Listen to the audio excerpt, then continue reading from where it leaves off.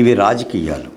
ఇప్పుడు ఖచ్చితంగా ప్రజా రాజధాని అమరావతి ఉద్యమంలో కష్టించిన వాళ్ళనే లేదా జగన్మోహన్ రెడ్డి గారి మీద తొడగొట్టిన వాళ్ళనే గుర్తించాల్సిన బాధ్యత ప్రతిపక్ష పార్టీగా ముఖ్యంగా ముఖ్యమంత్రి చంద్రబాబు నాయుడు. అంటే ఆ సమయంలో మీడియా పరంగా కూడా జగన్మోహన్ రెడ్డిని కాలర పట్టుకుని ప్రశ్నించేటువంటి వ్యక్తి బాలకోటయ్య.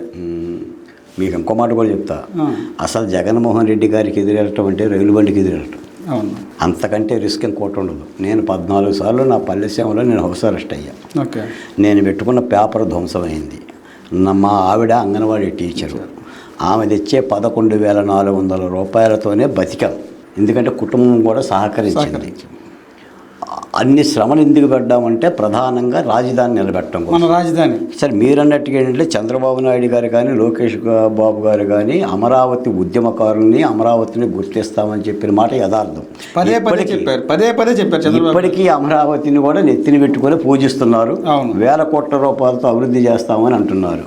కానీ ఆ ఉద్యమంలో పుట్టిన వాళ్ళకి ఎంతమందికి న్యాయం జరిగింది అని చెప్పేసి అనేది ఒక పెద్ద క్వశ్చన్ మార్క్. దీనికి చంద్రబాబు నాయుడు గారు అంటే నేనేదో విమర్శ కోసం చెప్పట్లా, తప్పనిసరిగా ఆయన పెద్ద ప్రశ్న.